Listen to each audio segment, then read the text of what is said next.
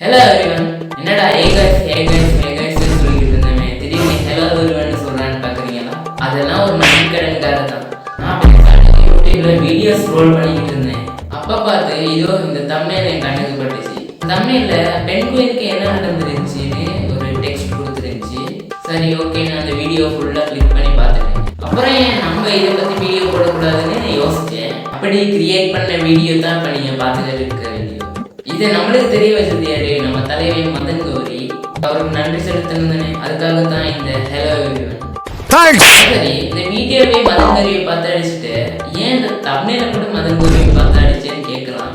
என்ன இருக்கிறது எம்ஜி மூஞ்சி, என்ன இருக்கிறது என் அழகான மூஞ்சி. அப்ப என்ன கன்ஃபியூஷன்? நீங்க ஒருவேளை மதன் கௌரி வீடியோ பார்த்துருந்தீங்கன்னா மறக்காம இந்த வீடியோ பார்த்துருங்க, முழுசா பார்த்துருங்க. அப்புறம் நம்ம எம்ஜி ப்ரோக்காக நம்ம சேனலை சப்ஸ்கிரைப் பண்ணிருங்க. அவருக்காக எனக்கு பரவாயில்ல, சப்ஸ்கிரைப் பண்ணிருங்க. Okay. Hello welcome to channel. நண்பர்களே, இந்த பெண் குயின் கேஸ் 15 வருஷத்துக்கு முதல் நடந்த ஒரு கேஸ். இது ஒரு ஆவணப்படத்தால எடுக்கப்பட்ட ஒரு சீன் தான் இந்த பெண் குயின் டிப்ரெஸ்ட் அப்படிங்கிற ஃபேமஸாக இருக்கிற அந்த கிளிப். அந்த ஆவணப்படம் பேர் என்னன்னா encounter at the end of world அப்படிங்கிறது தான் அந்த ஆவணப்படத்துக்கு பேரு. இது மிக புகழ்பெற்ற ஆவணப்படமா இருந்திருக்கு. இந்த ஆவணப்படம் 2007லயே வந்துருச்சு. சரி, ஏன் 15 வருஷத்துக்கு முதல் இருந்த கேஸ், அதாவது ஒரு டாக்குமெண்டரி கிளிப்பை இப்ப ஃபேமஸ் ஆகிட்டு இருக்காங்கன்னு கேட்கலாம். அது எனக்கு தெரியாது. இந்த ஆவணப்படத்தை எடுத்தவர் யாருன்னு பாத்தீங்கன்னா வெர்னர் ஹெர்சாக் அப்படிங்கிறவர் தான் இந்த ஆவணப்படத்தை எடுத்திருக்காரு. இவர் யாருன்னு தெரிஞ்சுக்கணும்னா அப்படின்னா இவர் எப்படி டாக்குமெண்டரி எடுத்தாரு, ஆவணப்படம் எடுத்தாருன்னு தெரிஞ்சுக்கணும்னா வேற வீடியோல பார்க்க தேவையில்லை. இந்த வீடியோ கடைசியிலேயே உங்களுக்கு நான் தரேன். ஓகே, நம்ம இப்போ டாபிக்குள்ள வருவோம். இப்போ என்னன்னா, ஒரு கூட்டமா பெண் குயின்கள் கூட்டமா வாழக்கூடியது. அந்த ஒரு கூட்டமா கடல் நோக்கி போய்கிட்டு இருக்க பெண் குயின் கூட்டத்துல ஒரு பெண் குயின், அந்த பெண் குயின் வகை அடலி பெண் குயின் அப்படிங்கிறது தான். அந்த பெண் குயின் பிரிந்து கடலையும் பார்த்துருக்கு, மலையையும் பார்த்துட்டு மலை பக்கமா போயிருக்கு. அதுதான் இப்ப ஃபேமஸா பேசிக்கிட்டு இருக்காங்க. சரிப்பா, ஏன் கடல் நோக்கி போகுதுன்னு கேட்டீங்கன்னா, பெண் குயின் சாப்பிடுறது மீன். அப்ப அந்த மீன் கடல்ல தான் இருக்கு, அதனால தான் கடல் நோக்கி போகுது. மலை பக்கம் போனா அதுக்கு இறப்பு மரணம்னு தான் சொல்லணும்.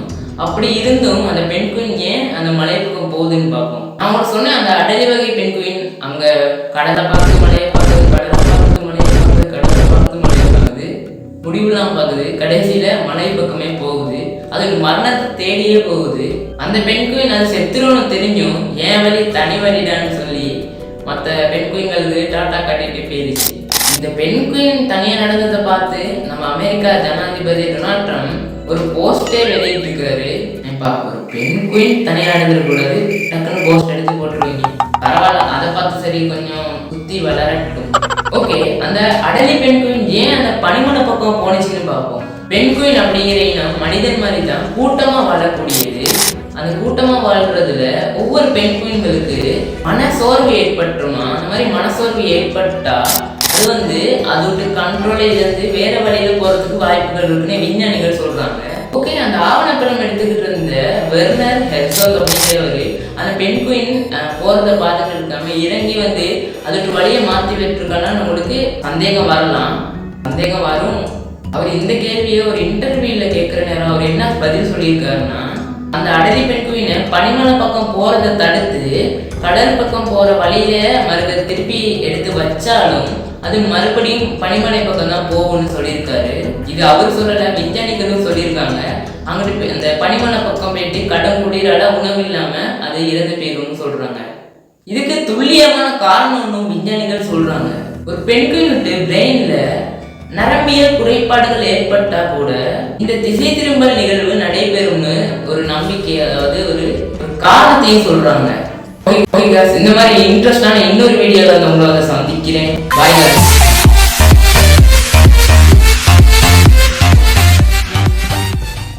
நான் சொன்ன கடைசியில அந்த ஆவணப்படத்தை எடுத்த வெர்னர் ஹெர்சாக் பத்தி, அந்த ஆவணப்படம் எப்படி எடுக்கப்பட்டது அதை பற்றி கொஞ்சம் டீடைல்ஸ் தரேன்னு சொன்னேன் வீடியோ கடைசியில.